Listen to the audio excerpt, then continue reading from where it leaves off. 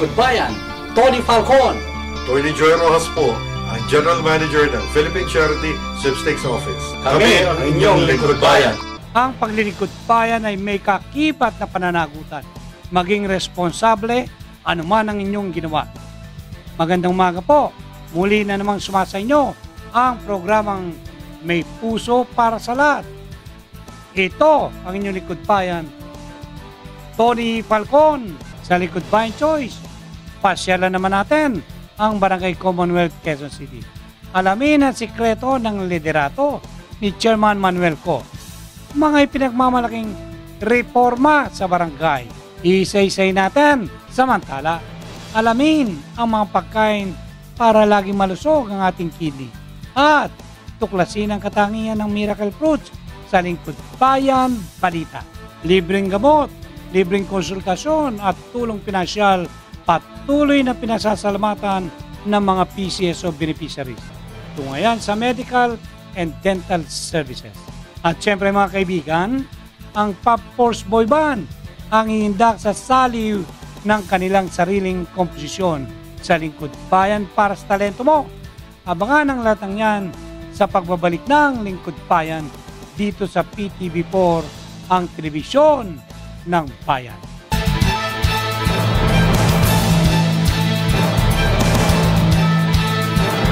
Daghang salamat!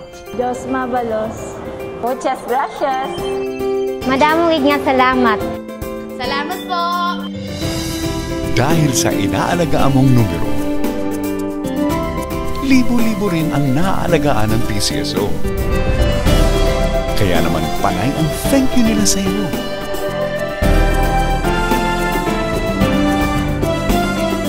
PCSO, pusong Pilipino, pusong panalo. Dr. James D. Wound Healing and Diabetic Food Center. May sugat ka ba? Diabetic ka ba? Magpa-check up ka na.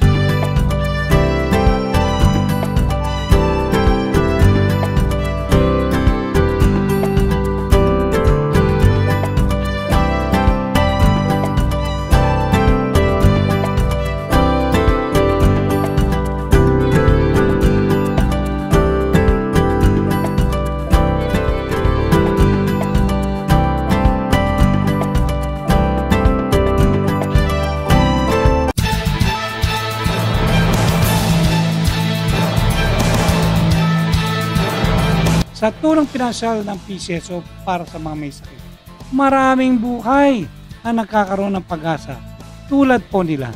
Ang bahaging ito ay hatid sa inyo ng PCSO, Pusong Pilipino, Pusong Panalo. Medical, Dental Services. Mga kaibigan, kapili po natin ngayon ang ating kababayan na humingi ng tulong sa PCSO. Siya po ay nabigyan na ng guarantee letter. Magandang hapon po sa inyo. Magandang hapon po sa inyong lahat. Ang hiningan ko po ng tulong yung kapatid ko po, si Roderick Pederipe, nagda-dialysis po. Kidney failure po. Kano po yung naibigay na guarantee letter para doon sa hospital po? Ang binigay po sa akin ng PCSO ay 17,000 pesos po. Sa isang session po is 1,860. Etong natanggap ko po ay isang buwang session. Sa PCSO, sa tulong ninyo ay natutulungan na mapahaba yung buhay ng kapatid ko. Edna Bayon po. Taga saan po kayo na? Taga Cavite po. Sino pong may sakit? Yung aking anak po, si Joseph Ryan. Dinadialysis po siya. Dialysis. Ilan taon na to si 29 Joseph? po. 29. Single. So magkano po yung naibigay sa inyo ng 20,000 po. 20,000. So magkano po ang gastos ninyo sa dialysis? Sa dialysis po, 4,003 kami. 4,000. So mga ilang session na po yan? Bali 8 sessions po ito. Kaya nagpapasalamat po ako sa PCSO po. Alright mga kaibigan, nartunan po ang isang kababayan natin na nabigyan po ng guarantee letter. Kidney, chronic kidney disease. Ito, partner, ito yung guarantee letter, 25,000. Pangilang session bang kailangan? Okay na po ito. Sa gamot kasi ito, sir. Hindi kasi ako hemoperitoneal. Maraming salamat po sa PCSO. Sa bigay nilang tulong. Every 3 months po, nakakahingi po ako. Magandang hapon po sa inyo, Manong. Po. Magandang hapon po naman. Ano pong pangalan nila? Charlie Conde po. Taga saan po kayo? Taga San Bartolome, Novaliches, Quezon City. Sino pong may sakitan? Ayun pong misis ko, nagda-dialysis. Alright, kayo po nabigyan ng guarantee letter, magkano po yung nakuha niyo? 20,000 po. 2,000 po per session. Per session. Bale, twice a week po siya. Nagpapasalamat po ako ng lubos-lubusan sa pamunuan ng Philippine Charity Sweepstakes Office sa kanilang ginawang tulong po, lalo po sa mga may sakit na kamukha ng asawa ko. Sa bawat piso ho na inaalay nyo sa amin, sa produkto ho ng PCSO, 30% ho nito ay napupunta sa ating kababayan. Nakatulong na po kayo, panalo pa po kayo. Pusong Pilipino, pusong panalo, ganito ho kami sa PCSO. Ang bahaging ito ay hatid sa inyo ng PCSO. Pusong Pilipino, pusong panalo. Patuloy ang pagsikap po ng PCSO na magbukas ng opisina sa mga probinsya para hindi na po lumuwas dito sa Maynila ang mga humingi ng tulong. Ito'y sa pamumuno po ni PCSO General Manager Attorney Joy Rojas. At para sa inyong katanungan, pwede po kayong tumawag sa aming tanggapan 544-6641 o di kaya cell number 0920-679-6974. At sa aming papabalik, ipamamalas ng Pop Force Boy Band ang kanilang komposisyon.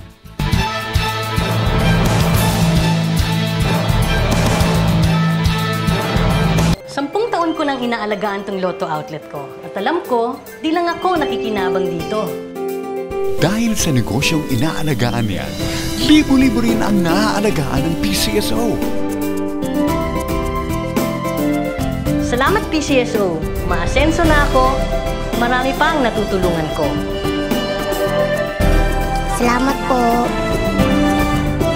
PCSO, pusong Pilipino, pusong panalo.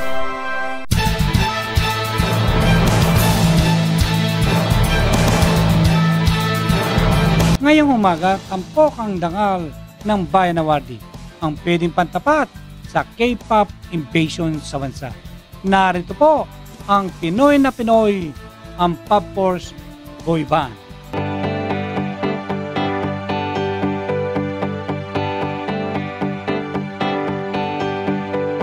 Ngiti mo'y nasana, hindi ako sanay nang ganyan ka. Nasasaktan ang puso at lumuluha. Ang isip mo'y lito sa pangamba.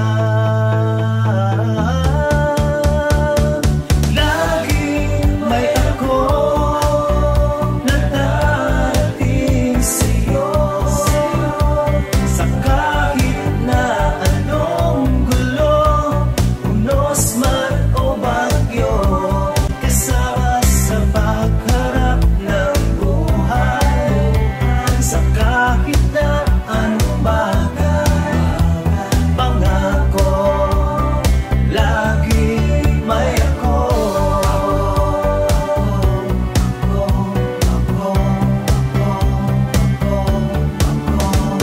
Ako'y makikinig sa bawat hinaing ng iyong dibdib. Sadyang minsan ang buhay ay mapaglaro. May aral ang bawat pagkabigo. Laging may ako na dating sa'yo. Sa kahit na anong gulo, unos man o bagyo, kasama sa pagharap ng buhay. Sa kahit na anong bagay, pangako, lagi may ako. Walang alinlangan pang dapat maramdaman. Sa bata ang pag-ibig ko na dahilan. Upang ikaw ay tumayo, di na kailangan lumayo. Nandito lang ako sa'yo, nangangako. Hindi kita iiwan o pababayaan. Mananatiling tapat magpakailanman. Lagi may ako na naghanay sa'yo. Hawakan mo aking kamay, sabay tayo maglakbay, halika. Laging may ako na dating sa'yo. Sa kahit na anong gulo,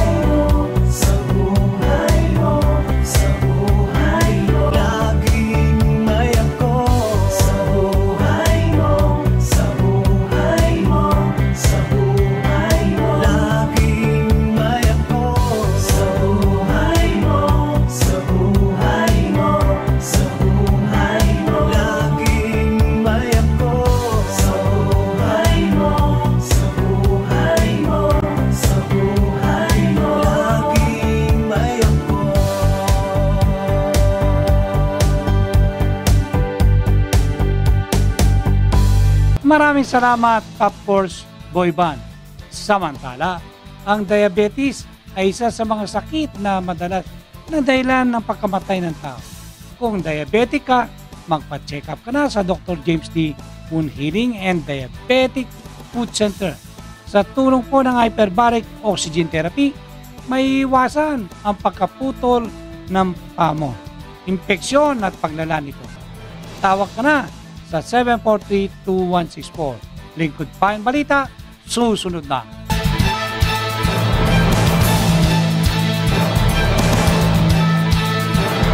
Daghang salamat! Diyos mabalos. Muchas gracias. Madamong nga salamat. Salamat po. Dahil sa inaalagaan mong numero, libo-libo rin ang naaalagaan ng PCSO. Kaya naman panay ang thank you nila sa iyo.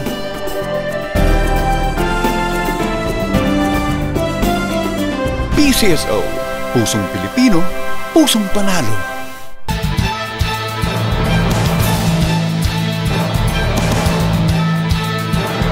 Tayo po'y nagbabalik sa Lingkod Bayan. Ang kidney ang isa sa mga may pinakamalagang ginagampanan tungkulin sa ating katawan. Alamin ang mga tips kung paano ito manatiling malusog. Narito ang Paglingkod Bayan ni Liz Lagandan.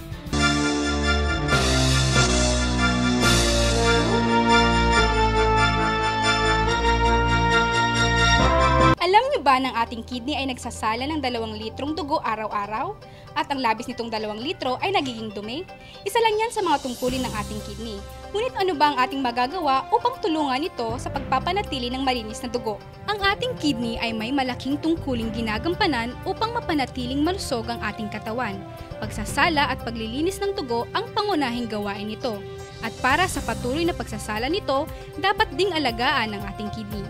Pag-iwas sa maaalat na pagkain ang pangunahing gawin para makaiwas sa sakit sa bato. Ang pagkain ng masustansya ay nakatutulong ng maayos na pagsasala ng kidney. Ang pagkain ng prutas na mayaman sa vitamin C, vitamin K, B6 at magnesium na meron ng cherries ay nakatutulong sa maayos na pagsasala ng dugo. Napag-alamang ang mga gulay at prutas na kulay itim ay nakakatulong upang gumana ng maayos ang kidney. Ilan sa mga ito ang black grapes, black beans, black potatoes, blackberries, at black rice. Ang black-colored foods na ito ay nagtataglay ng maraming bitamina at protina kaysa sa ordinaryo nitong kulay. Ang kidney beans na kaparehong hugis at kahalintulad na pangalan ng kidney ay mabisang gamot sa bato.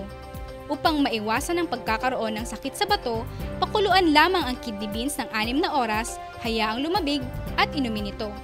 Ilan sa mga pampalasa tulad ng bawang at sibuyas ay nagtataglay ng quercetin na malakas na flavonoids at antioxidant. Ito ay naglilinis sa maduming kidney ng mga taong naninigarilyo. Huwag hayaang masira ang anumang bahagi ng ating katawan. Alagaan, kumain ng masustansya at tamang diet lang.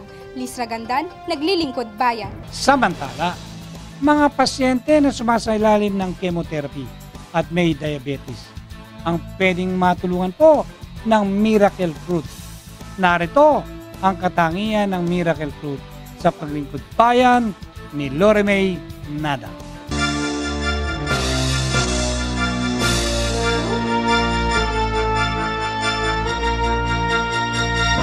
May prutas na maasim, matamis, matabang, mapait, mapakla at ilarawan mo ng lahat. Ngunit sadya talagang ang prutas ay may kanya-kanyang gamit ayon sa kanyang pagkakalikha. Pero ang katangian ng Miracle Fruit, naiiba sa lahat. Syncypalum dulcificum ang scientific name ng Miracle Fruit. Ang prutas na ito, kapag iyong kinagat at sinipsip ang katas, kahit anong maasim na pagkain ay maglalasang matamis. Dahil ito ay mayroong miraculin na pwedeng panghalili sa asukal. Ang miraculin ay isang natural na protina na nagpapatamis sa maasim o mapait na pagkain. Ito ay isang mababang punong kahoy na lumalaki ng 6 hanggang 15 talampakan ng taas. Ang mga dahon nito ay may 2 hanggang 3 ang lapad. Samantalang ang prutas na ito ay mistulang buto ng kape na may 2 sentimetro ang haba at mayroong 1 buto kada prutas. Ayon sa pag-aaral, sinasabing ang Miracle Fruit ay nakatutulong din para sa mga taong diabetic dahil taglay nito ang mababang sugar content na pwedeng gawing panghalili ng mga taong umiiwas sa paggamit ng asukal. Ito ay makakatulong din upang maibalik ang panlasa ng mga pasyenteng sumasailalim sa chemotherapy. At higit sa lahat, para sa mga taong gustong magbawas ng timbang. Kung mapapansin, ang katangian ng mga prutas ay maihalin tulad din sa iba't ibang timpla sa buhay ng tao. Mapait man o matamis ang pinagdadaanan, ang mahalaga, marunong kang humiling ng tamang direksyon sa poong may kapal. Lori May Nada, Naglilingkod Bayan. Maraming salamat, Lori May Nada. At sa aming pagbabalik, ating kumustahin ang Barangay Commonwealth, Quezon City. Kasama siyempre si Chairman Manuel Co. Daghang salamat! Diyos mabalos. Muchas gracias. Madamong nga salamat. Salamat po.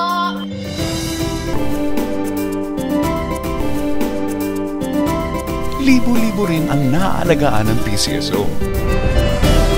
Kaya naman panay ang thank you nila sa iyo.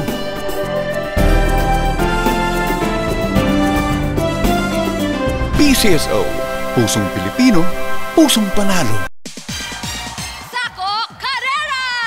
Carmen Cruz! Pangilan na po yan? Pangalawa, planado namin. 3 years old ng panganay. Pagpanganak din ang premyo. Go! Wag na, Mrs. Mrs., member ka ng PhilHealth. Covered ang panganganak sa PhilHealth accredited facilities. At marami pang ibang PhilHealth benefits! Dok, nino ka?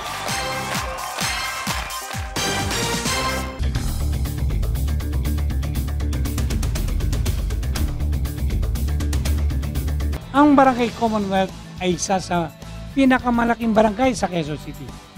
Sa ilang buwan pa lamang na panunungkulan po ni Chairman Manuel Co, panalo ang barangay sa masinop at maayos na pagtugon sa issue ng basura at maging ilang serbisyo publiko sa kanyang kabarangay. Samahan niyo ako sa aming kwentuhan ni Chairman Manuel Co. So, dito naman sa inyong lugar, nung araw kasi medyo magulo rito eh. Kumusta po ang peace and order situation dito?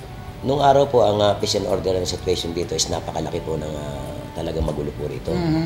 Pero magbuhat po nung kami ay nagkaroon po ng radyo, nagkaroon po kami ng CCTV, at naging aktibo po yung mga BPSO natin sa pagroronda, nagkaroon po ng katahimikan. Bumaba po ng todo yung kriminalidad dito sa aming barangay. Pati yung pagsita sa mga motor-motor, gano'n? Opo, nagkaroon din po kami ng meron po kami Oplan Sita, Oplan Galugad, na kung saan po lahat po ng motor, dahil ating buting mayor na lahat po ng motor ay kailangan iparehisto sa barangay. Ang ginawa po namin ay talagang pinarehisto po. Kinumbinsi po namin, kinausap namin lahat ng mga may single motor dito na iparehistro, at ang ginawa po namin, nilagyan po namin ng sticker bawat motor. Ibig sabihin, pagka wala kang sticker at umiikot ka dito sa vicinity ng Barangay Commonwealth, ibig sabihin hindi ka taga rito. Outsider siya. At yun, masisita ka. Subject for verification yun, kung ano ginagawa mo sa Barangay Commonwealth at sino ang pupuntahan mo. At pag sinabi mo kung sino pupuntahan mo, yun po i-verify namin kung totoo nga yung sinasabi mo. Napansin ko dito sa inyong barangay nakapaligid yata dito yung CCTV. Opo. Pagpasok mo pala dito sa barangay mo, nakabukad na yung yung lahat ng lugar dito, kitang-kita mo sa CCTV. Opo. Ilan ba yung CCTV? Bali, 32 na wireless CCTV po yan. At bawat isa po niyan, meron po kaming ilalagay na public address. Okay. Na pagka nakita namin na makalat, o kaya kung ano man po yung gusto namin i-disseminate sa mga kabarangay namin, andyan po yung andyan po yung pinaka-control niya. Ayun. Pipindutin lang namin, magsasalita ako kung ano po yung gusto namin iparating sa aming mga kabarangay. Kaya 32 CCTV po, may kasama pong 32 na na wireless na public address. Kasi po itong Barangay Commonwealth po, binubuo po ito ng 6 na unit. Ngayon, bawat unit po, naglagay po ako ng tinatawag na unit coordinator. At yung unit coordinator naman po, bumuo po siya ng area coordinator. Yung po yung area coordinator, yung po yung volunteer. Kaya po yung mga problema ng bawat unit, nasasala po bago umakyat dito sa amin. Bawat unit po kasi may mga kagawad. Bukod pa po sa kagawad, bukod pa po yung unit coordinator. Meron pa. Yung mga unit na yan coordinator, may sweldo? Meron pong sweldo yan. Sa barangay? Opo, ang wala lang po sweldo ay yung pong mga area coordinator. Yung po mga volunteer lang po yun. Opo. Kano ba kalaking populasyon mo dito? More or less po mga 200,000 Ang registered voters po namin noong nakaraang eleksyon is 67,700. At noong nakaraan po nagkaroon po kami ng registration dito ng bagong botante. Nakapagparehistro po kami ng 4,000 new registered voters po. Chairman, balitaan mo muna kami doon sa, may programa kayong Damako. Ano ba itong Damako na ito? Yung Damako po ay isa pong asosasyon yan na tumutulong po doon sa mga kabarangay namin na namatayan.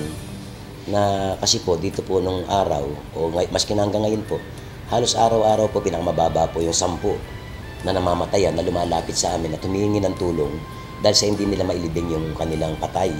Kaya po bumubuo po kami ng isang asosasyon na pagka miyembro ka, maililibing yung patay mo ng libre, pati sementeryo libre, sa halagang 1,000 at 5 piso araw-araw. Meron pong kolektor na naniningil o kaya sila pumupunta doon sa kolektor para magbayad ng 5 piso isang araw.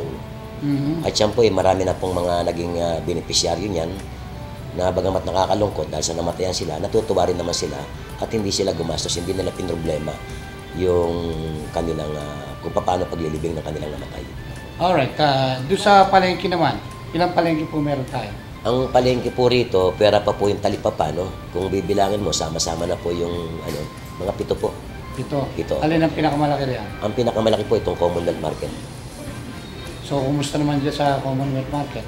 Malinis ba rin? Dati po marumi dyan, ngayon malinis na. Kasi po, yun nga po, meron po kaming nagpa-seminar po ako ng 20 environmental police. Ngayon po, deputize na po sila ng EPWMD.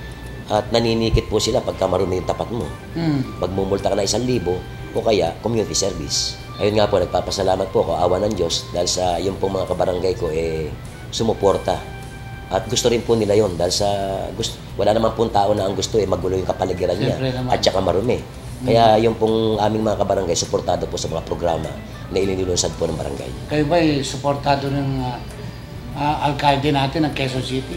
Ay opo. Malaki po yung suportang ibinibigay nila kaya nagpapasalamat po ako at ako'y nakikiusap sa kanila na huwag sila magsasawa. Kumusta yung mga timbangan dyan sa palengke? 2 beses po isang linggo naninita po kami ng timbangan. Nung una pong ginawa namin yung manita ng timbangan, nakahuli kami ng pagkarami-raming timbangan. Dahil minsan kulang ng 2 guhit, kulang ng 3 guhit, minsan 1/4. Inaraw-araw sa halos namin ngayon, 2 beses na lang isang linggo, wala na kayong makikitang timbangan dito sa lahat ng may timbangan dito sa Barangay Commonwealth na may daya. So nakakasigurado na yung nakakasigurado na po yung mamimili. Dahil sa napakaliit po ng sweldo, dadayain mo pa.